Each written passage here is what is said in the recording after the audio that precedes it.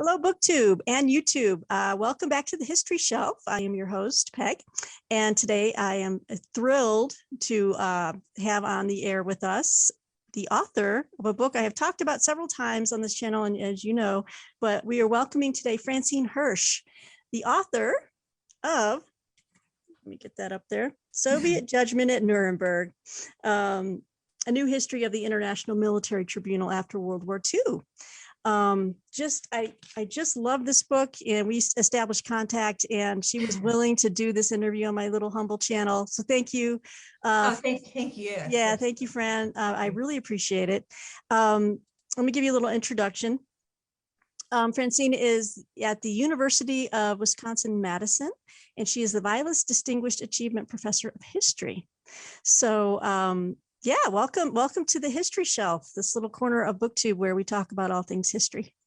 Thank you, Peg. I'm just really thrilled to be here. Thanks for the invitation. Oh, thank you for accepting. Well, we have a lot of questions to get to, and I just wanted to say first off that a lot of people have responded to some of the previous videos I've done about your book and went out and got the book, and they are really, and I've mentioned that I'm going to be interviewing you, or, at the time I said, I'm going to be interviewing her. And they're like, well, you're looking forward to it because we just started the book. So for all those who are, reading it or considering it, I highly recommend Soviet Judgment at Nuremberg. And we're going to get into why you should read this book, because it's fascinating. All right. Well, Fran, if you just want to start off, let's see.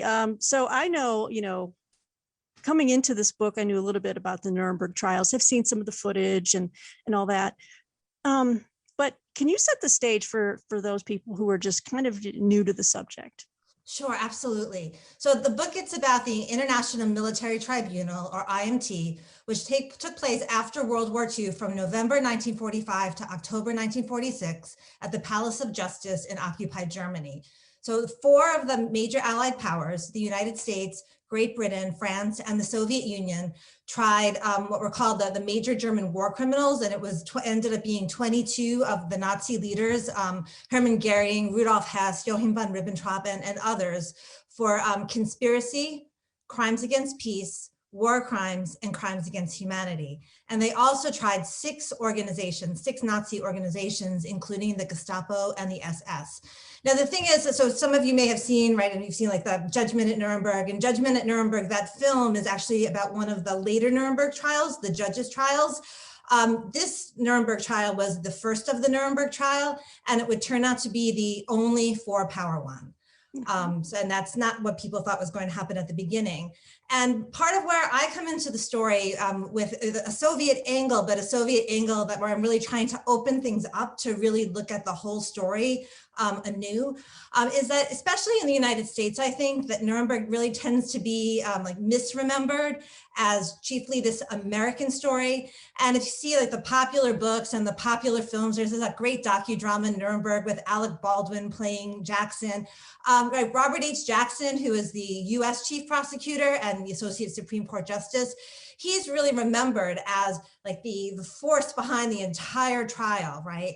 And, the British and the French in these films and popular accounts, they play, supporting roles, noble roles, but the Soviets come off a lot of times either as the Achilles heel of the trial, to quote one of the US Assistant Prosecutors, Thomas Dodd, or sometimes in the films, they actually come off as just as bad as the Nazis.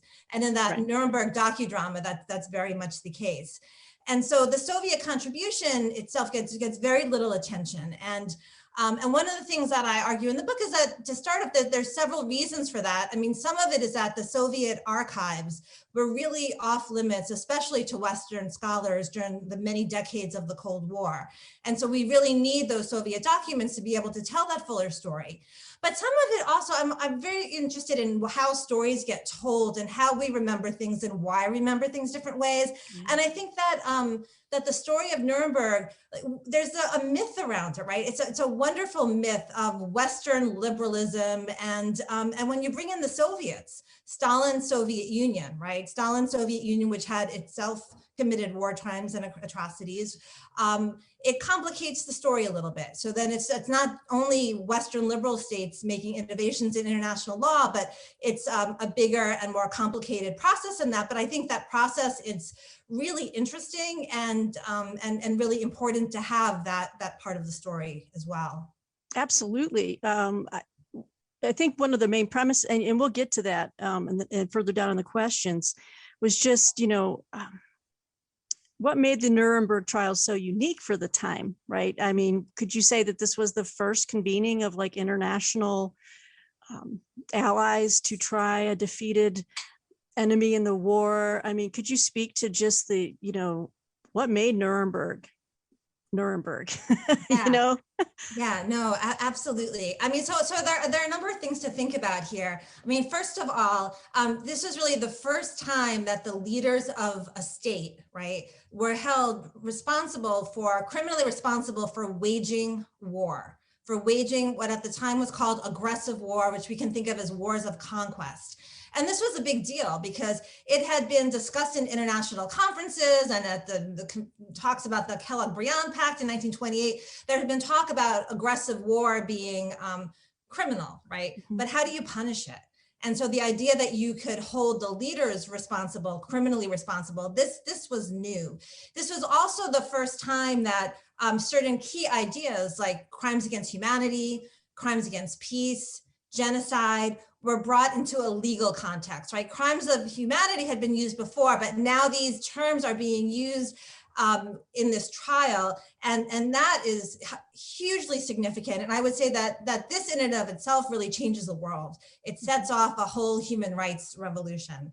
And the other thing is that the IMT is in very significant ways like the precursor to the current International Criminal Court, which of course wasn't established until much later, but was really built in part on Nuremberg's legacy. And so those are some of the things that I think are just very, very significant about the Nuremberg trials still.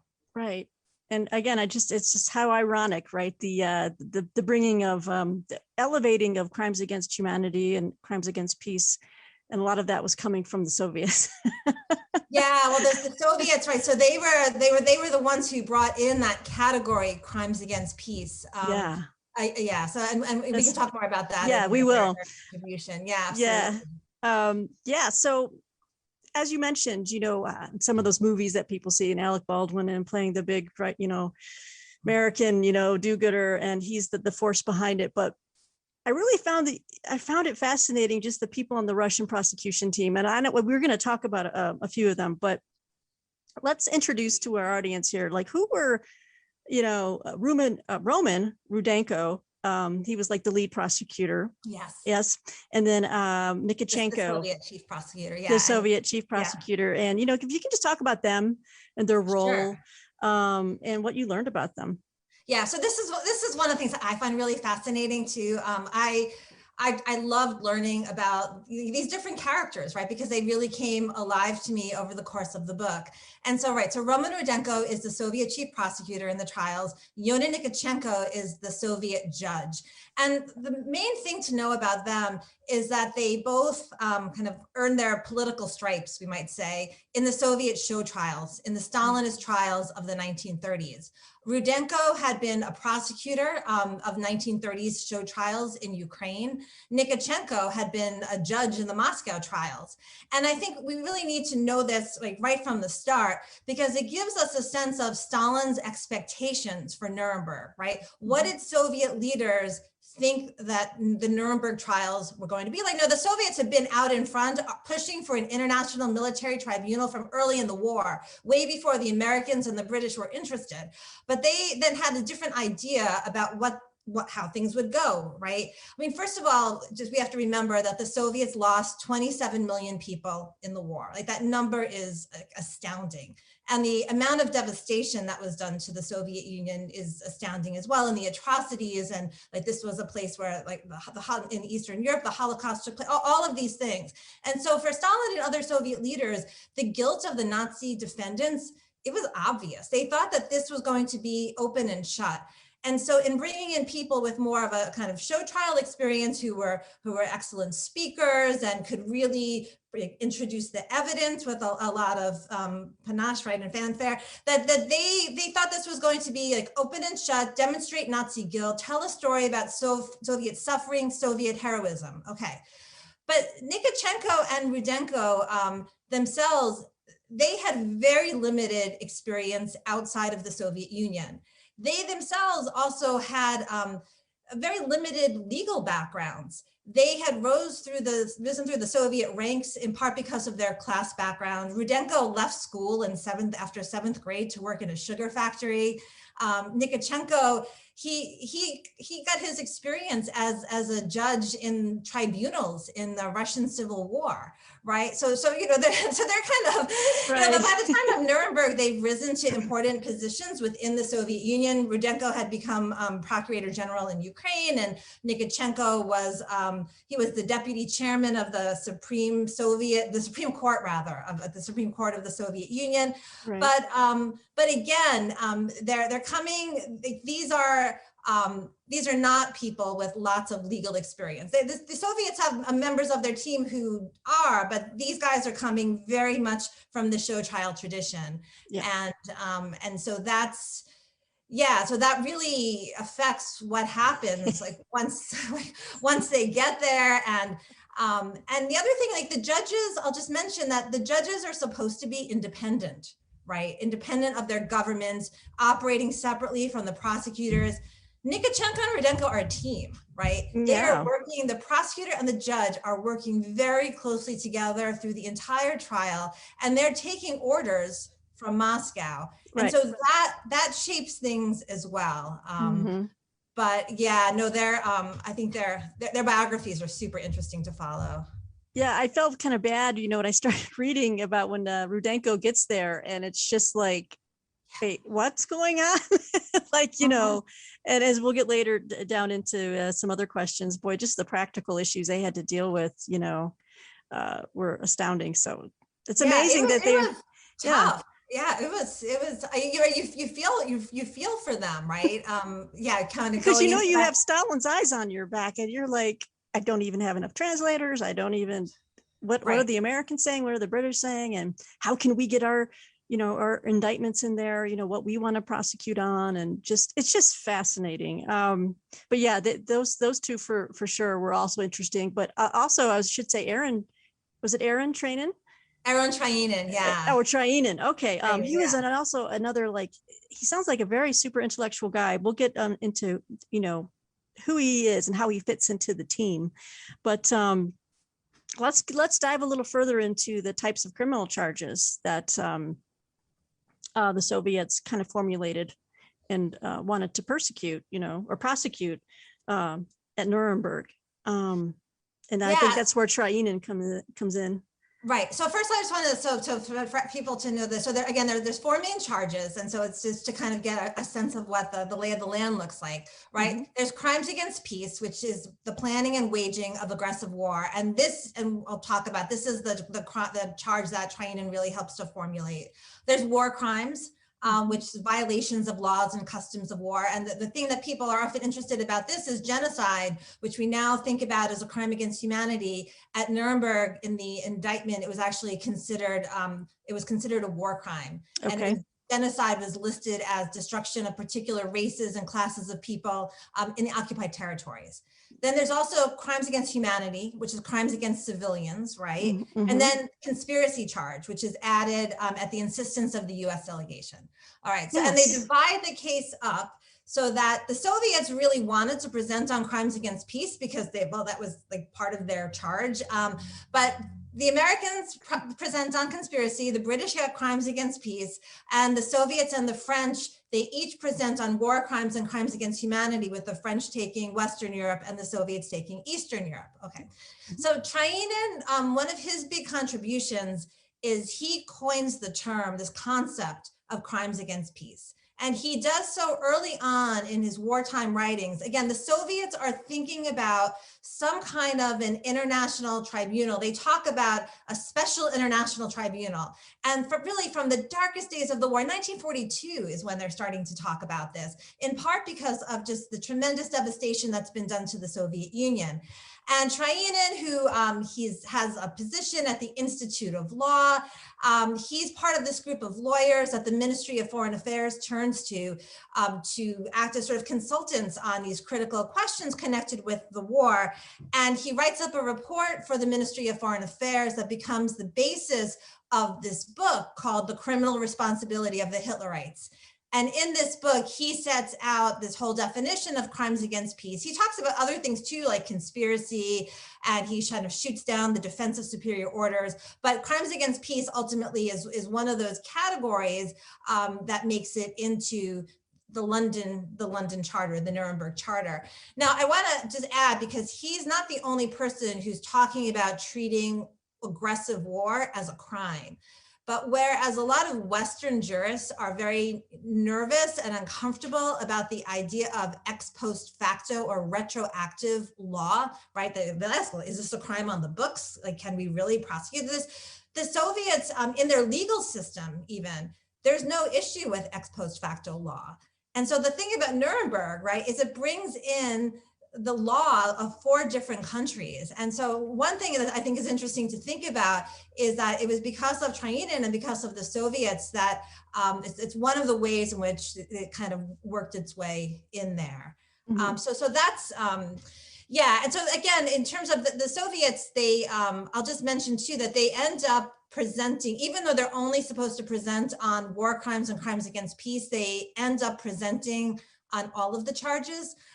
Because the Americans do too. So the Americans go first and they present on the conspiracy charge, and they say, well, everything else is connected to the conspiracy, of course. So they start to present evidence on war crimes and evidence on crimes against peace and evidence on crimes. And Stalin is like, Stalin basically says like, enough. Like, so Rudenko's back in Moscow in January and he meets with Stalin, and pretty soon after that, the Soviets have expanded things to just everything under the sun. Yeah. I did find it interesting. I know this is not really the focus here, was just the why the Americans were so wanting so much to charge on conspiracy. Like, it seemed to me the more meatier stuff would be, the crimes against humanity, crimes against peace, aggressive war, that type of thing. But conspiracy, it was just, Jackson and team were really, really focused on that. Yeah, I mean, I do. That's one of the things that I've thought a lot about too. And I do think that one of the reasons is because they saw this as a charge that would allow them to lay out the whole case. Okay. Right? Jackson really wanted the Americans to control as much of the case as possible. He did not trust the Soviets. He did not trust the French. And so he saw the conspiracy charge as a way of, the Americans said that everything was related to the conspiracy. And so this was a way for them to bring in evidence and arguments really on all 4 of the counts. So that's part of it. The other thing I'll mention too is that the way that crimes against humanity gets defined, right? Crimes against humanity, there's a lot of anxiety about state sovereignty. So crimes against humanity gets kind of circumscribed to be in connection with other crimes under the jurisdiction of the tribunal. And so if it's connected only to war crimes and crimes against peace, then it has to do with the planning and waging of aggressive war. Whereas one of the ideas is that if you link it to conspiracy, that might be a way of addressing crimes against humanity that had taken place earlier. The judges ultimately, they'll shoot that down, and it does get connected to only things that took place in the war. But in terms of some of the earlier reasoning about why a conspiracy charge might be important, I think that factored in too. Okay, right. That makes sense. They were really covering all their bases. Yeah, no, they were. I mean, it's very, very smart, actually. Yeah. Right? To think about, yeah. Let's see. We haven't talked about Andrei Vishinsky, because he had the Vishinsky, the committee, right? Isn't that the Vishinsky committee? So Andrei Vishinsky. Vishinsky is a very, very interesting one. Yeah. So But again, in terms of thinking about people and their careers, like Vishinsky was one of the most interesting characters of all. His presence sort of looms over the entire trial for the Soviet delegation. Andrei Vishinsky, I'll just say that he was born in the 1880s. He actually had met Joseph Stalin in prison in Baku in 1908. wow. He goes to law school in Kiev. And then after the revolution of 1917, Stalin suggests, hey, come join the Bolsheviks. And so, Vishinsky does. He becomes a state prosecutor, teaches law at Moscow University. And then starting in 1928, Andrei Vishinsky, so, legal figure, political figure, starts getting a lot of experience in the world of Soviet show trials. He becomes the judge in one of the show trials, the 1928 show trial called the Shakti trial, a trial of engineers. He becomes a prosecutor in some other smaller show trials. Then 1935, he becomes Procurator General of the Soviet Union, and then Moscow trials of 1936 to 1938. These were these major show trials that Stalin used to take down his political rivals, and Vishinsky is, again, the prosecutor. So that's, again, so Vishinsky is someone who he's, again, the show trial experience, but he also has a lot of legal experience. And he becomes, for a short time, the director of the Institute of Law, which is where Trainin and those other lawyers are associated. And then later he becomes deputy foreign minister. I'm getting into these details because they're actually pretty important in terms of thinking about like who he is and what his role is going to be in the Nuremberg trials, right? He's at the nexus of diplomacy and law and the show trial tradition, but also he himself has legal training, right? Right. And so Stalin appoints, and he's very trusted by Stalin. They've known each other for a long time. And so right from the very start, when the planning happens for the Nuremberg trials, the Soviet secret police, or the security apparatus, I should say, they're nervous about releasing possible defendants, right? German war criminals to go to Germany. They're nervous about just in general, like, what is this going to be like? So they create a couple of secret commissions, and one of them is set up under Vishinsky. And the secret Nuremberg Commission, I call it, the name is actually much longer, but it's based in Moscow. And so again, there is this idea that Andrei Vishinsky is going to be able to oversee the Nuremberg trials and the Soviet delegation, and the case, all elements of it from Moscow, right? While the delegation is in Nuremberg. And and so there's constant back and forth of telegrams and information, and he has one short visit to Nuremberg that was unforgettable. So yeah, to say the least. I was reading that I had the same sense of just awe in a sense, wow, you really think you can do this all the way from Moscow, and that kind of leads into the next question, which was, they were, the prosecution team, the Soviet prosecution team, were dealing with things on the ground as things were coming in and different reports coming in. And, they would have to try to submit everything back to, Moscow they were overseen at every step, but all the time delays, and so the question is, on the day-to-day practical level, how did they get business done? And, I felt so bad for them as well when it was just they did not have enough translators. Just the most embarrassing things, really, you think, every other team had what they needed in place, but, why was there such a lack, for translators? Well, first I'll say that the Americans and the British in general had much larger delegations than the Soviets and the French. So the Soviets and the French were both somewhat short-staffed, especially the Soviets. And then, of course, the Soviets had all of these other, we can call them logistical issues, but they're so much more than that, right? They did not have enough translators. They did not have enough qualified interpreters, right? Especially at the beginning, but later there are more interpreters, but they really struggle with this all the way through. And there are a bunch of issues here. First of all, to speak German in the Soviet Union in the 1930s and then in the 1940s, right, at the time of the show trials and kind of these xenophobic campaigns. And then during the war, it was dangerous. Like German speakers were arrested and shot. And also during the 30s, the Commissariat of Foreign Affairs, later the Ministry of Foreign Affairs, it's just decimated during the purges. It loses so many talented people. So the Soviets are already a bit behind in certain respects because they've lost a lot of their experts they've been shot or sent to the Gulag. And so that's one thing. And then even after there's a request for more translators, the NKVD, so the security apparatus, and other secret police agencies in the Soviet Union, they're reluctant to clear personnel who know foreign languages to go abroad. It's a very difficult process to clear them, and so that's part of what's going on, and that haunts the Soviets like all the way through the trials. Yeah. There's all these other issues too. I mean, you as you mentioned, there's centralization. There's the politics of secrecy. This is another thing that I found super interesting, was trying to figure out like who knew what when, right? Yeah. Rudenko and his assistant, Yuri Pokrovsky, who's going to become the deputy assistant prosecutor, they arrive in London to work on the indictment before the trial starts. And there's a diplomat in London, Ivanov, who knew much more about foreign relations than Rudenko and Pokrovsky, because Ivanov had been he had been in the German embassy during the year, like the late 1930s.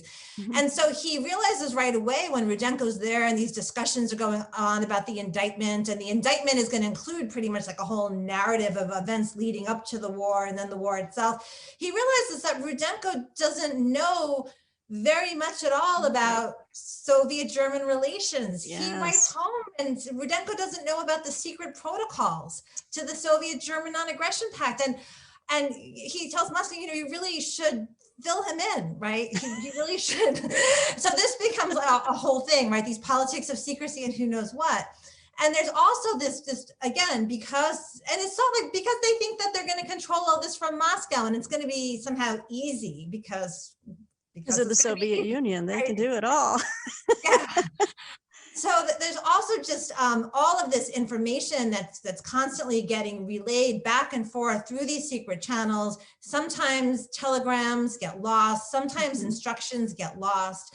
And as a historian, part of what was amazing about this in the archives is being able to, again, to see these telegrams, to see this back and forth of information, details, and then instructions, but also to be able to see these really marked up documents.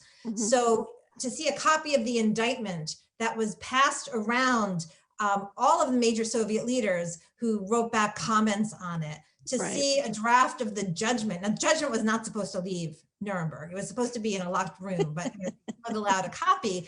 And again, to see these instructions back to Nikitchenko about like what to do, what to say, how to make certain arguments. And again, he's supposed to be acting independently, but of course, like he's not. So again, this like all of this back and forth, and it really leaves them without a necessary flexibility. So that's becomes a really big issue as well. That they're always a couple of steps behind. Yeah. And it always seems that the Americans are just fine with them being a couple of steps behind and really not wanting to go out of their way to give them some extra time to catch up. Yeah, and that's kind of where we see the first whiffs, right, of the Cold War kind of coming in, is in that courtroom. Like you said, Robert Jackson did not trust the Soviets. He did not like them. But there were moments which was refreshing in the book, where you'd see after hours they'd go out and people on the different teams, different allied teams, would just talk shop, have drinks, have meals. So I mean, but at the same time, you go back into the courtroom and you're getting those instances of, we don't trust you and we're going to have a problem with, Soviet Union going forward. That type of, it's, you kind of lay it out in the book, but were there any other signals that you can point to that kind of showed, like, I think, like you said, Jackson didn't want to have, the Soviets to have certain pieces of information, right? Or anything that would kind of make them look bad, I think.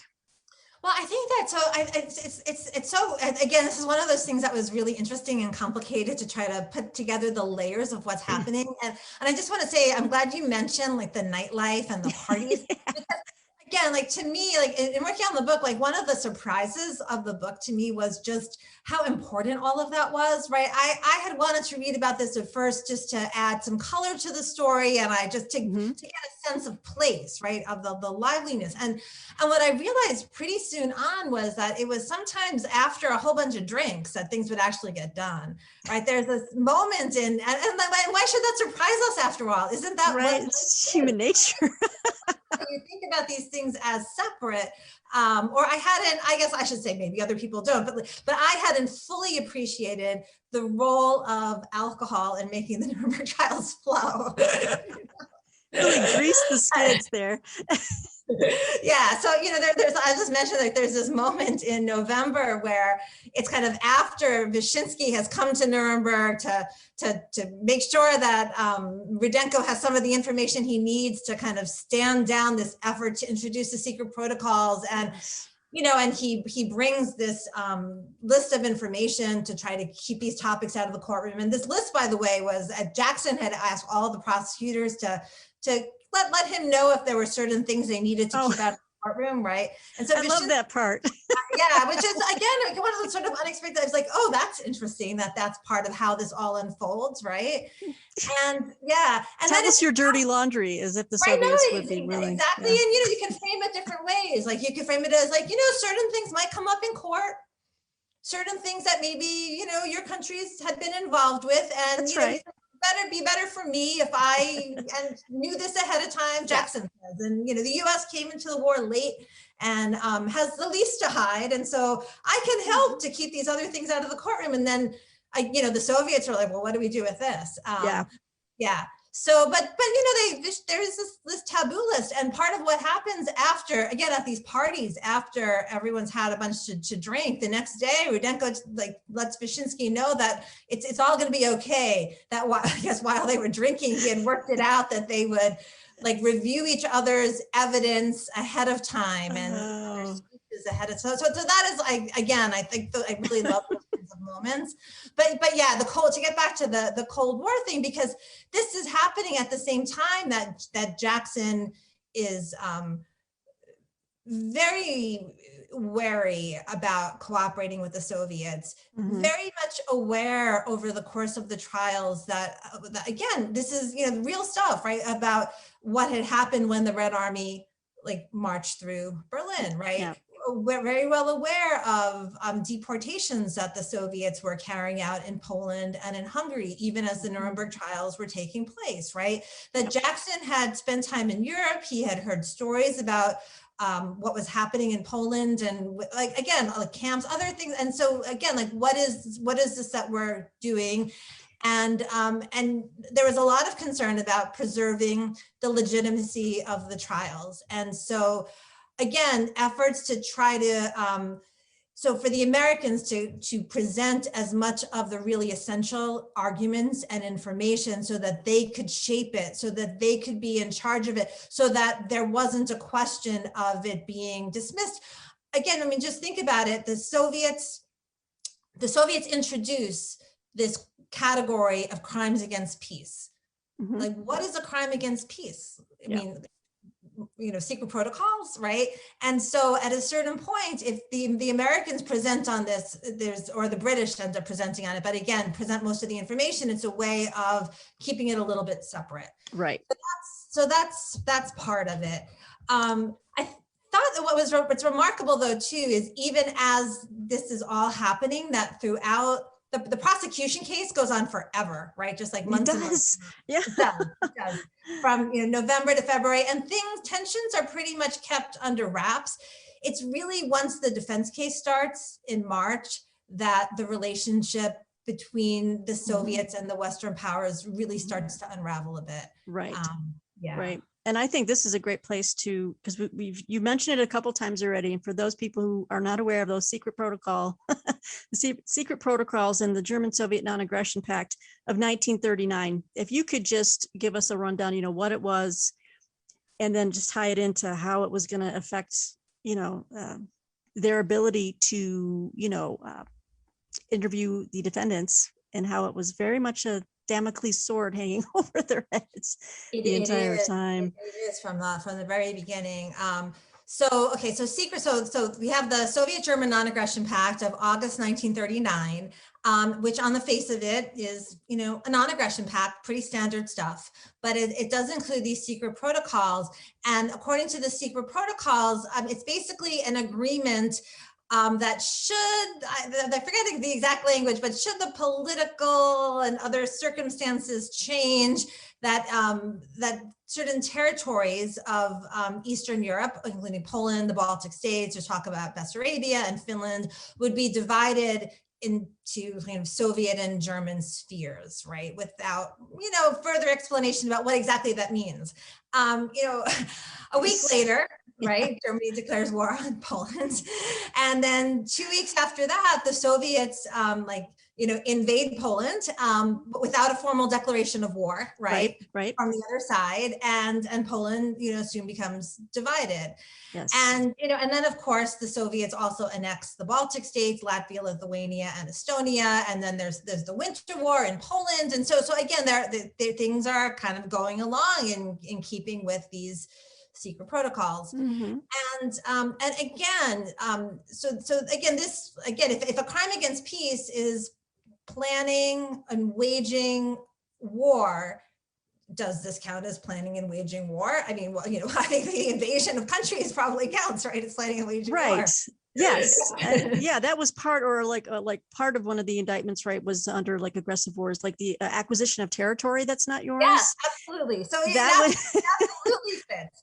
And so again, so the way that the Soviets think, again, so one of the things to put out there is that the Nuremberg Charter, the London Charter, it establishes that the IMT, International Military Tribunal, will only deal with, it's only under its purview are European Axis crimes. And so it's not going to deal with crimes committed by other states. Okay, so the Soviets think that this is not going to even come up because of this. This is European Axis crimes, right? Okay. The other thing is, to go back to that discussion that Jackson had with the other chief prosecutors, yes, right, about doing their best to keep like certain awkward topics out of the courtroom. The Soviets, so back in Moscow, Vishinsky and other members of his secret commission, which include like very high-ranking members in the world of Soviet law and the secret, again, security apparatus, all these different institutions, they type up a list. Like I have the list from the archive. There is a list, an actual list of the topics that they would like to not have talked about in Nuremberg. And they don't say that these are crimes that we committed. It's just a list of things that like shouldn't be talked about in Nuremberg. Oops. And it includes the Soviet-German Non-Aggression Pact of 1939 and all questions relating to it. All questions relating to it. Oh, wow. Okay. Yeah, so that's over. It doesn't say the secret protocols, but everyone understands. It also includes things like Polish relations. So again, the Soviets think that that they have what one of the members of the Soviet delegation calls a gentleman's agreement. That there's a gentleman's agreement so that these issues will stay out of the Nuremberg courtroom, but the prosecutors don't really understand. The Soviet prosecutors don't really understand that the Western judges are not in on this. And so, again, because Nikitschenko and Rudenko, they're buddies, they're working really closely together. So that's part of it too. So just a different understanding of how things are going to be working here, right? In a Western court of law of sorts, right? Well, it's international. It's international, right? But like using the standard of, you have to, the defendants are able to speak for their, these are things the Soviets are not used to seeing. And I think, were they not expecting that the defendants would get up and say, well, I have information that, members of your team were not expecting that at all. Yeah. At all. So it is shocking to them. They do not understand that they have even agreed to having the defendants be able to take their stands, that the stands in their own defense. This comes as a huge surprise to them. And again, it's thought that if the defendants are going to say anything, they're going to confess. right? Just say, I am guilty.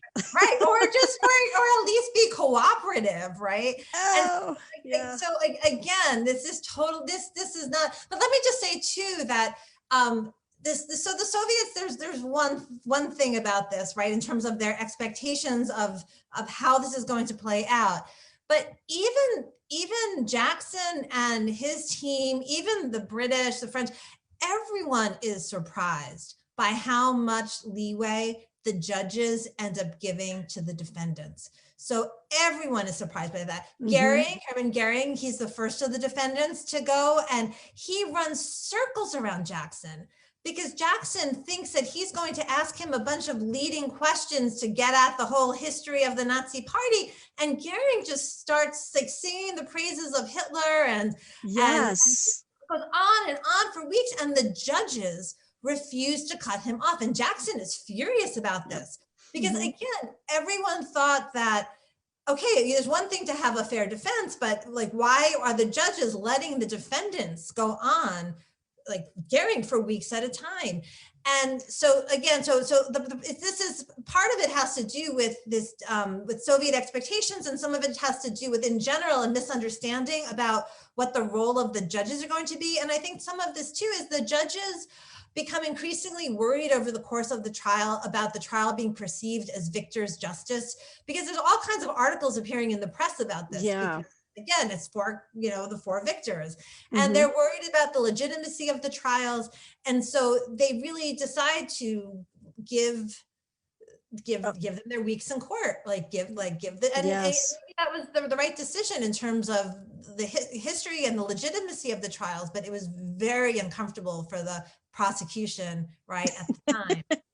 and the Soviets, so Jackson, the Americans, the British, they adjust, they figure out how to cross-examine without asking leading questions.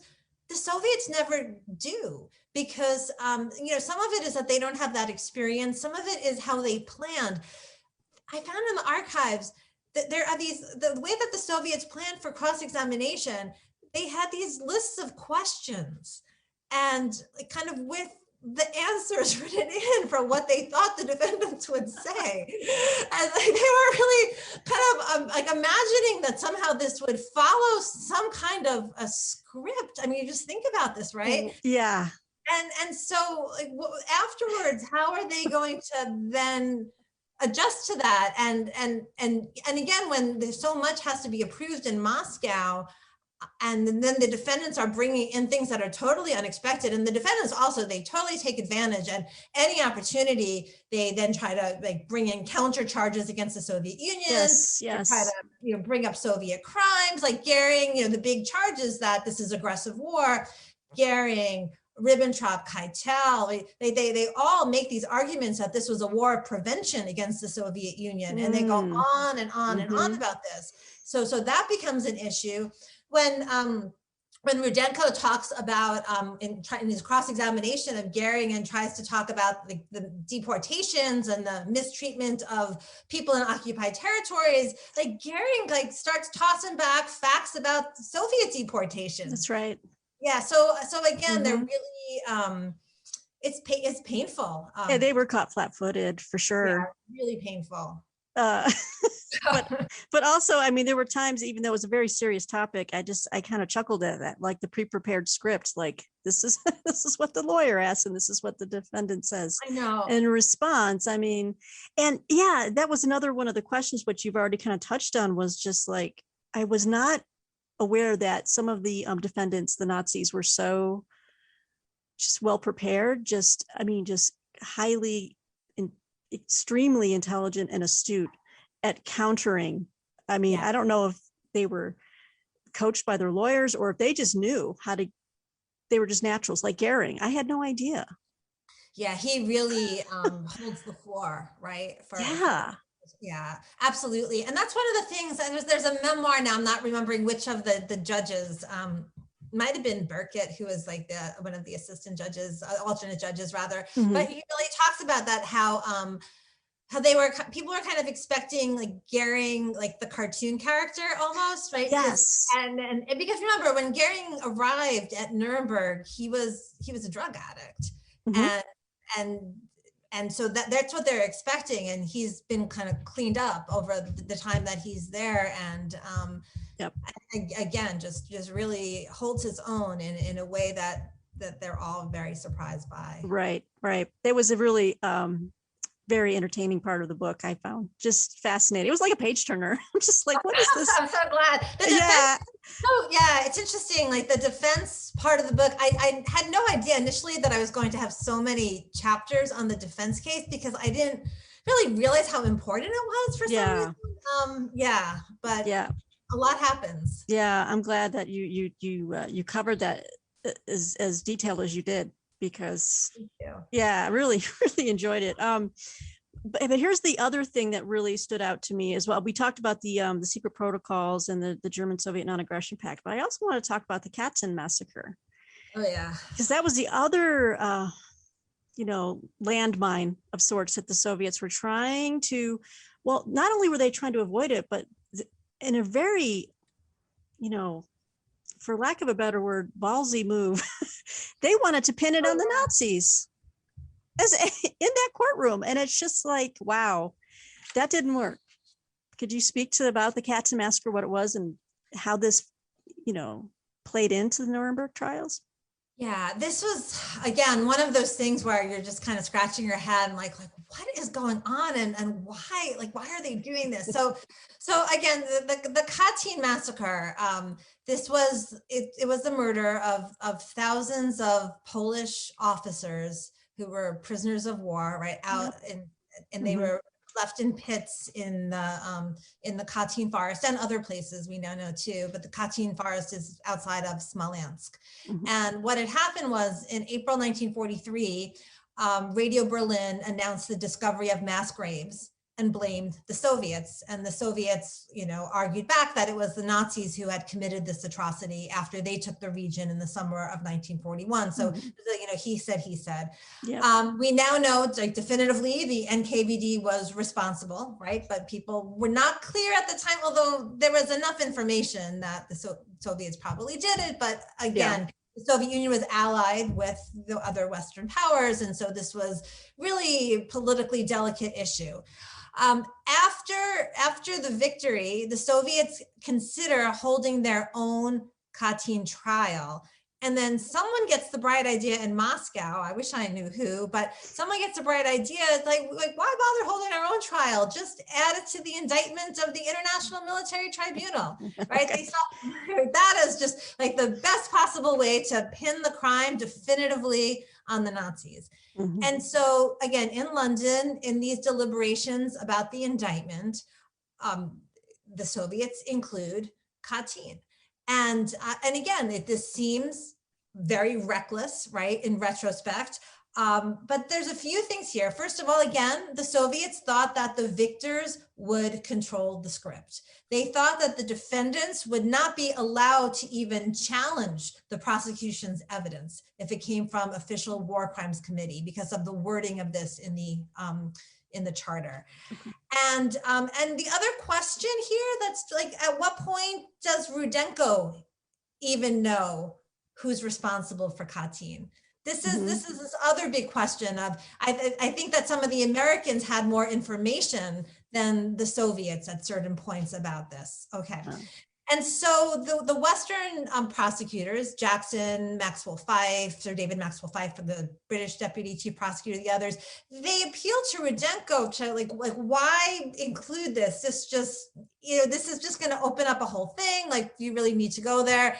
And Rudenko says, I have no choice. I have got my orders, and I'd have to go back to Moscow and talk with Stalin about this, and this will take weeks and hold up the trial. And so they Western prosecutors, they just go along with it. Yeah. And then it's I guess the day after the indictment is published with Katyn as a crime, that Jackson gets more information from, I don't remember now if it's Army intelligence, but he gets more information basically saying it's pretty clear that the Soviets were the ones who did it. And maybe you can, they say also, maybe you can convince Rudenko just to leave it alone and not raise it in court after all. But, of course, the Soviets have no intention of leaving it alone. And right. Yeah. So it just, it's, again, it's one of those things where it's kind of downhill from there. Soviet prosecution presents falsified evidence in February. Goering's attorney is the one who petitions for German witnesses on Katyn, and and the judges allow the Germans and the Soviets to each present 3 witnesses, and it's kind of a draw in terms of what people understand about it, which it really for the Soviets is kind of a loss, because they're not on trial. It just disappears from the judgment. It's not included at all. But it is, again, if we think about the judges, and why are the judges concerned about victor's justice and the legitimacy of the trial, it's part things like Katyn and the secret protocols and just again, like how is making sure that doesn't tarnish the whole trial. Right.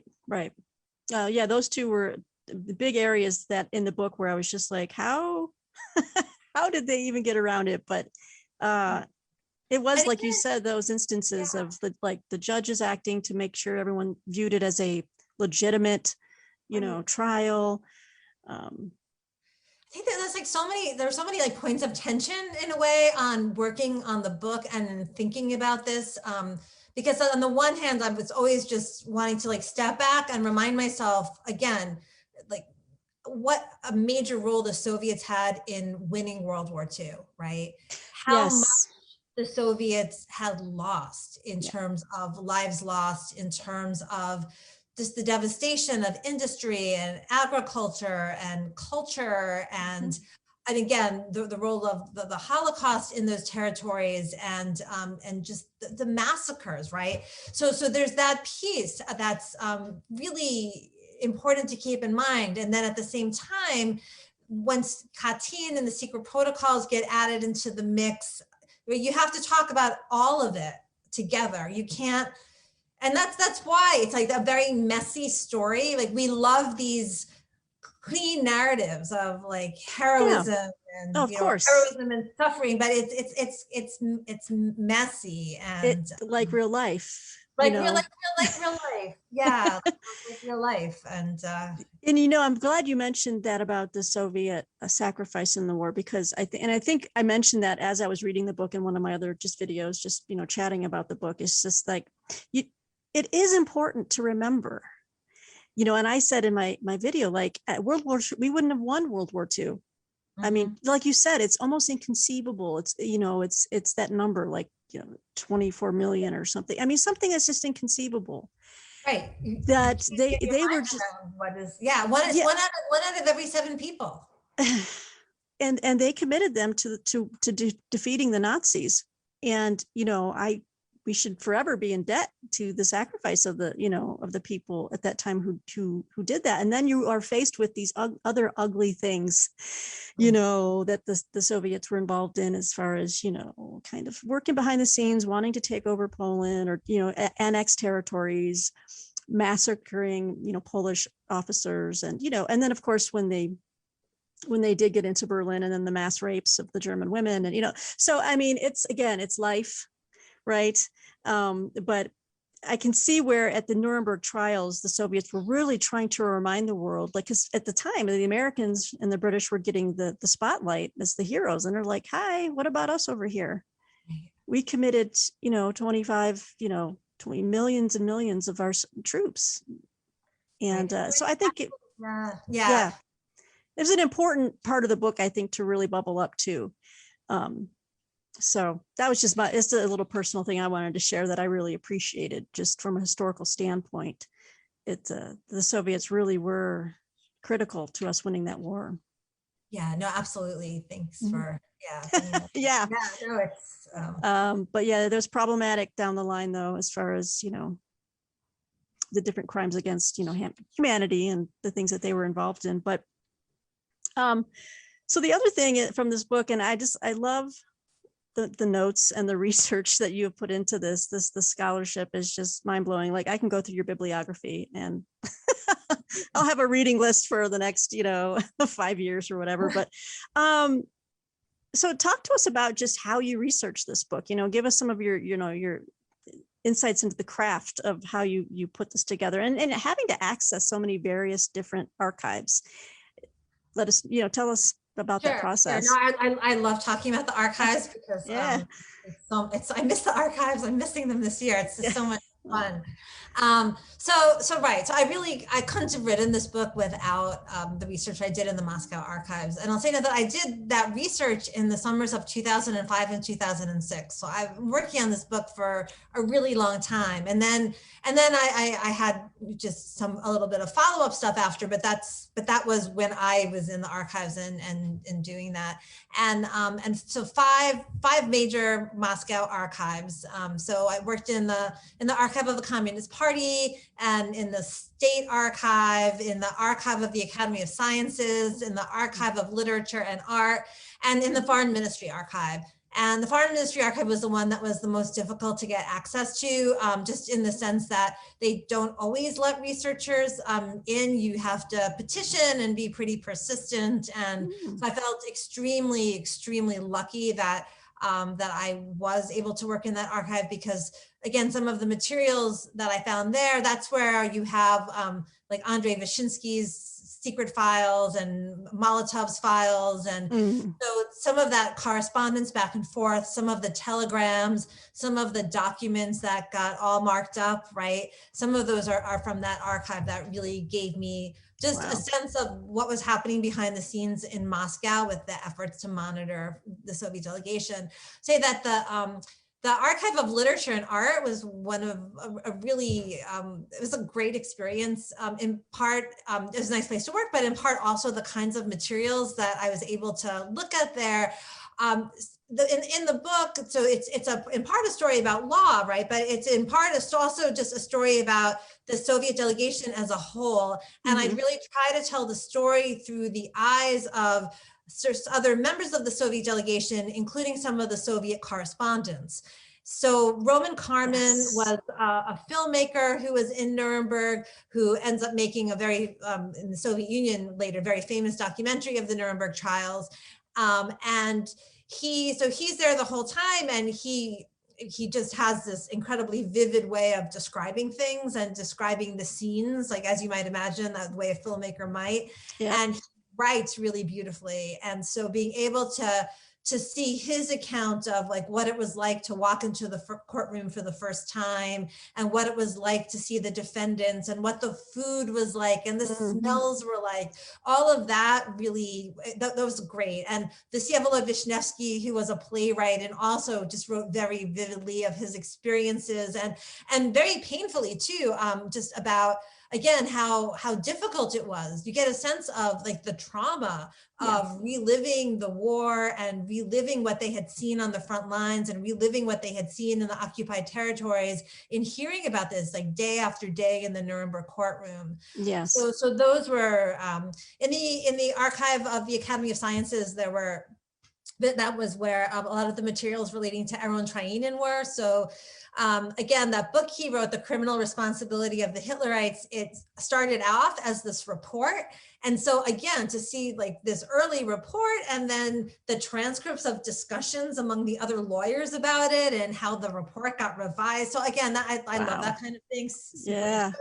So yeah, so the archival research was really important for understanding like the security aspect of it, again, like the diplomacy and the politics and the meetings with Stalin, and again, very little about that, but you just get little senses of like what happens after one of those meetings, but also for just fleshing out the story and just getting a sense of, again, these members of the Soviet delegation as people, right? And what things were like for them, and also the experiences of some of the witnesses too, who the eyewitnesses who the Soviets sent as well. Right. Yeah. Well, and you really told a very fully fleshed out story. I mean, including, like you said, that was the other aspect of the book I really enjoyed, was the viewpoints of the people who were attending the trial, documenting it, writing about it. I really enjoyed, in the book, I should let everyone know, plenty of great pictures, photos, includes cartoons, the political cartoons of Boris Efimov. were great. Boris Efimov, yeah. Or Efimov, yeah. Yeah. But it kind of gives you a sense of what the people at home were reading as far as the Nuremberg trials, people back home in the Soviet Union, Yeah. right? And the political cartoons, which just kind of, displayed the Nazi defendants in very, caricature style. And, so, yeah, I mean, you just get the full sense of just what the people back home were reading about. And also just the toll it took on a lot of different reporters, journalists. I mean, you've got some great insights here from like Janet Flanner, right? And of course, Telford Taylor, but and I forget who said it, but just the grind of having to listen to such horrors day in and day out, it just took a toll on a lot people. And they went on for a while, like you said, the trial itself. Yeah, it went on for quite a while. I think much longer than anyone expected. Right. Especially longer than the Soviets. Again, they thought a few months. Yeah, in and out, close case, right? Yeah. Gosh, well, I know I could just keep on talking about this book, but it's just fantastic. And I'm going to ask if you can just share, I'm just going to hold it up again for everybody. It's put out by Oxford. Soviet Judgment at Nuremberg, A New History of the International Military Tribunal After World War II, by Francine Hirsch. But in closing, let us know, tell us what were some of the things that surprised you, what you learned while working on this project.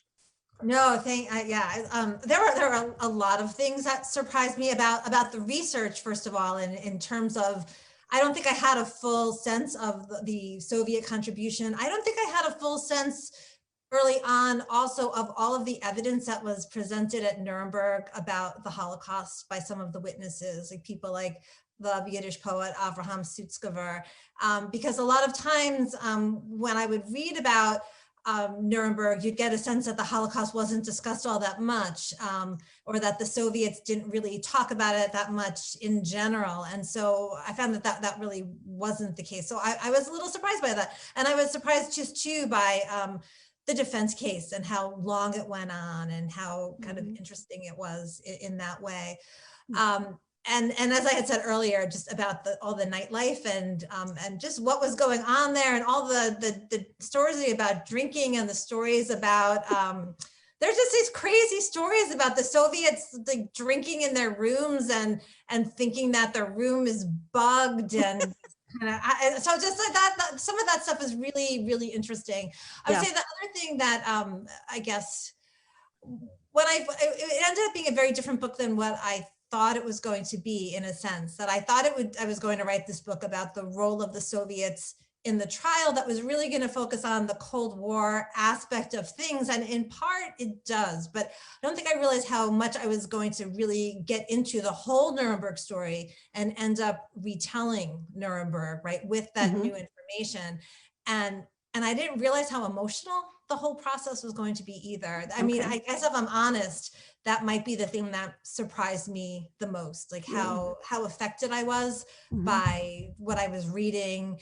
And just certain parts of the book were very, very difficult to write, especially when dealing with witness testimony. Yes. And just figuring out, like, how do you include things to get an honest sense of what the trials were and what had happened during the war, right, without kind of just getting just sucked into just the stories of horrible violence. So yes. But to end on a note of hope, I don't want to end on that. I mean, it's, I think in the end, the book also left me hopeful about the role of international law and the role of, I think, again, just to talk a little bit about like where we're at even today and thinking about the world and multilateralism and the fact that you can have countries that don't even get along or like each other and that have very different political systems, and yet they can all bring something to the table. Yes. In the name of this like greater good, and that to me, that was something really positive I walked away, thinking about. Yeah, and I think that's one of the major arching lessons of the book is that, the Soviets did make a very positive contribution to the Nuremberg trials and just, creating these new categories of crimes, and so I found that very just refreshing and enlightening. And yeah, there's a lot of precedent now, right? And there is at the International, Criminal Court, ICC. Is that right? Yeah. ICC and right, and just thinking about multilateralism, right? In general, like how do you solve the big problems of the world? Yeah. Well, and I should say, I mean, I normally am quite the critic of the Soviet Union. I'm fascinated. I read a lot about Soviet Union. I love Russian history, pre-Russian Revolution as well. But this book gave me an appreciation. Again, there are positives that people can bring, even amidst the many negatives. So it's just again another reminder of how the gray lines in life, right? Yeah, not everything's black and white. So I just want to thank you so much for writing this book. And if you feel like sharing, do you want to share with us if you're working on a new project at all, or? I'm at the very beginning, so I'm okay. Well, you don't have to. so I became, in part while I'm working on this project, I became super interested, and I have been actually for a really long time, in the whole history of American and Russian relations. And but we know a fair amount about the Cold War, right? We know a fair amount about other things, but I'm interested in economics and law and ways in which the countries cooperated, even during the period of non-recognition, and even during times when there was a big propaganda war and relations on the face of it were very difficult. So some of the things that was also going on at the same time behind the scenes. So fascinating. Yeah, for me, it's hard to talk about it. Once I get back to the archives, that's when I'll kind of know, right? Because some of it is like, what will I find? Yes, indeed. Yeah. Well, that sounds like another book that I'll want to read when it comes out. So, and when it does, we'll have you back. Sounds whatever that.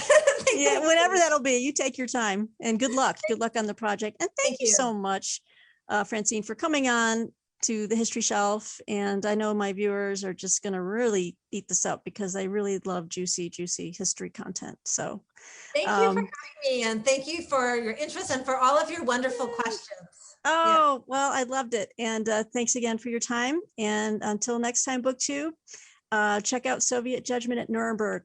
And if find out at any bookstore, ask your library to make sure they have it on hand too.